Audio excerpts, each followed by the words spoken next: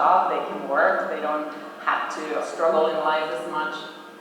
There isn't super wealth, and there's absolutely no super poverty. Everybody participates.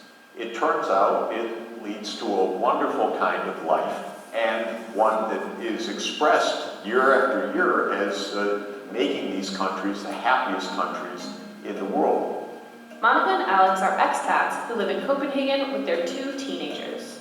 Alex is originally from the UK, and Monica is originally from New York.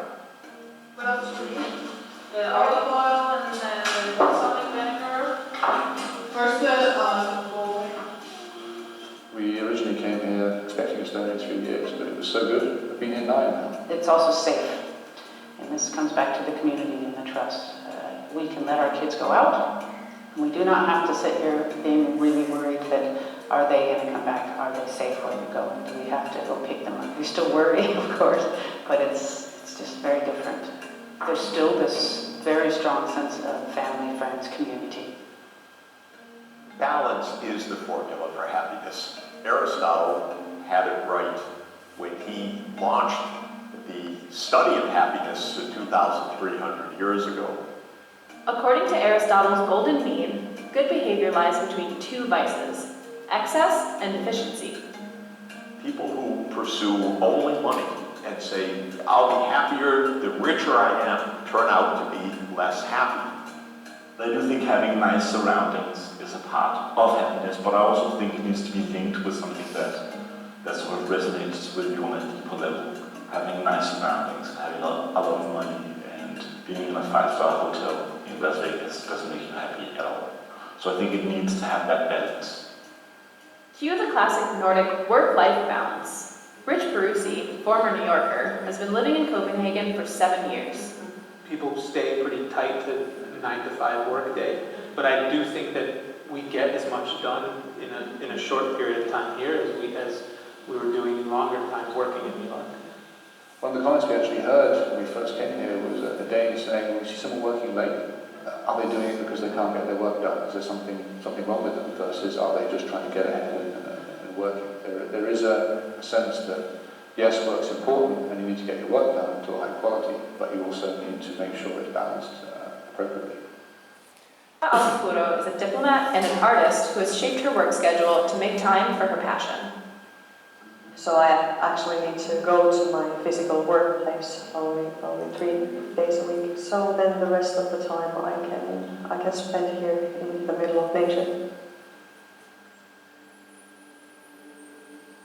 When I walk in the forest, I walk there very quietly, paying attention to all the small details and all the colors very slowly, and I try to spot all the small details. And I completely lose the track of time. Usually I spend about 5 to 6 hours picking mushrooms.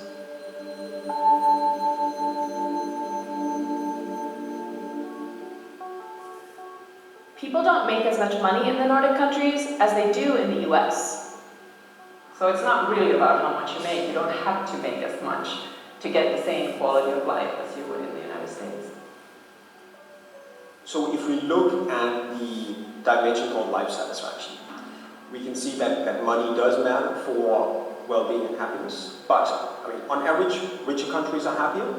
On average, richer people are happier. But the mechanism here is being without money is a cause of unhappiness. Not everyone likes to talk about money either. In Finland, it's been this kind of rule that you don't talk about money that much. At least, like, my parents basically wouldn't tell me how much they made, for example, if I would ask as a kid. It would be considered bragging if you would tell about how much you make, etc. People are happier when they are generous and when they feel that the society that they're in is a generous society. And then we find people want to live in places with decent government.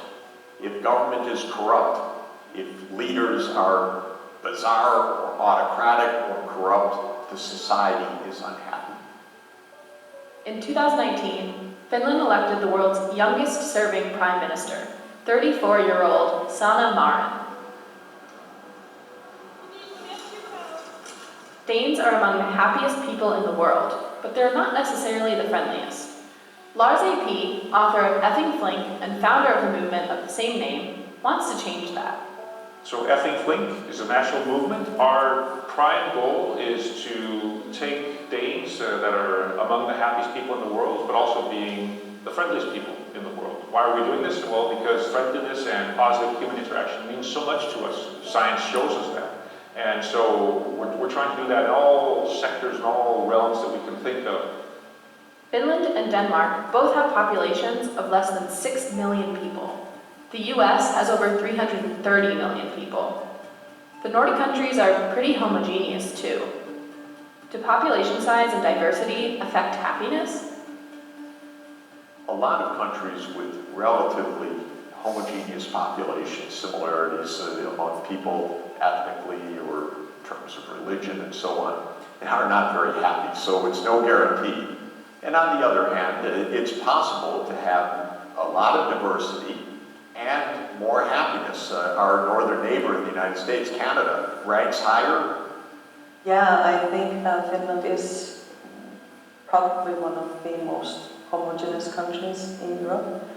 Still, we have recently had quite a lot of immigration, but I would say that still it is fairly homogeneous. I think it's funny because I kind of always, I guess, assumed that Danish society was kind of diverse, but then we went to see a Dave Chappelle show here in Copenhagen, and both him and the guy who he had with him as support kind of opened their show saying Denmark is so white, and I never really thought about that before, but then ever since that show, I just think about it all the time.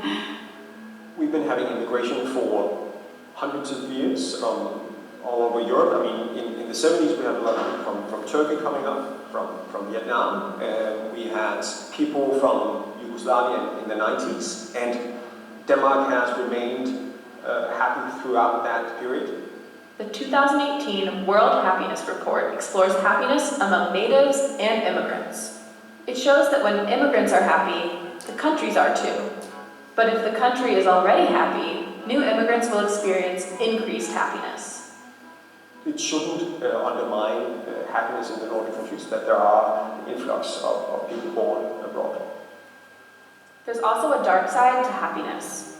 Like in Denmark, one of the biggest epidemics right now is stress, and people being sick with stress and having to leave their jobs.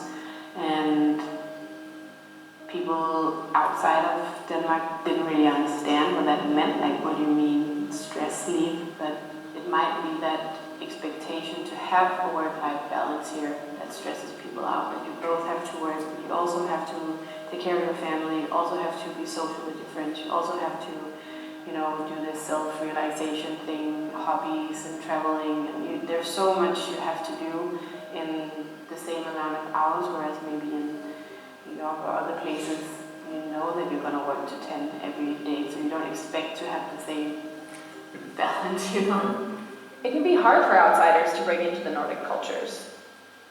The Danes have such tight-knit friend and family groups. It's not very natural for them to just include people, new people into their groups. It is a little harder coming from the outside to sort of become part of that group. We've had some great Danish friends, some that at work, but it is harder, I think, on that side compared to the UK and the US in terms of developing friendships. There can be serious side effects to maintaining high levels of happiness.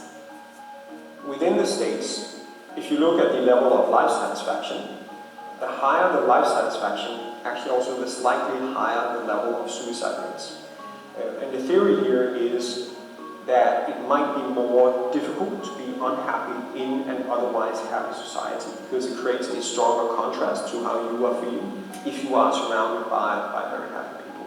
So Denmark actually used to have really high suicide rates. So in 1980, we had suicide rates of around 40 per 100,000, which was, I think, some of the highest in the world. Now, fortunately, it's around 25% of that, so it's around 10 per 100,000. South Korea and Lithuania have some of the highest suicide rates in the OECD as of 2017. So fortunately, suicide rates have been reduced a lot in Denmark. Also in Finland, there's also been a great reduction over the past few decades. But still, it's not zero. So we still need to reduce that even further. Despite mental health challenges, a big part of Finnish culture focuses on overall well-being. Sauna is a sacred thing for Finns. I have like so many good memories about having these sauna moments with my family. Sauna is something that I suppose you kind of have to like and love as a Finn. As of 2018, there were 5.5 million people living in Finland and around 2.3 million saunas. My grandmother always used to tell us kids that we can't fight in the sauna because then we would risk angering the sauna elf. And there's even a sauna in the government of Finland where they say that they make some of the most important political compromises because you're culturally not allowed to fight in the sauna. Danes have mastered the art of comfort and coziness through hygge. I think the best short definition of what hygge is the art of creating a nice atmosphere. And of course that is something that happens everywhere, but what is unique Danish is we have a word that describes that situation. You can curl up on a couch and read a good book and have good music on and just be in a hyggekrog. It actually means a hygge corner of your room. There's a social component to hygge, which I think is really important. Hygge seats everywhere throughout the country, from cozy drinks to warm lighting. So one concrete manifestation of hygge is the focus on lighting. The rule of thumb is the warmer the light, the more hyggelig the light. So Danes love candles. So how does hygge contribute to happiness? So happiness is both having a strong sense of purpose in life. It's also experiencing moments of pleasure on a daily basis. It's also feeling satisfied with life overall. So hygge is this element in our daily lives where we experience comfort and pleasure and togetherness. And hopefully over time that accumulates also to a higher sense of life satisfaction.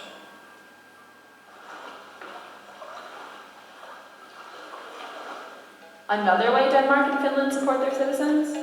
Paid annual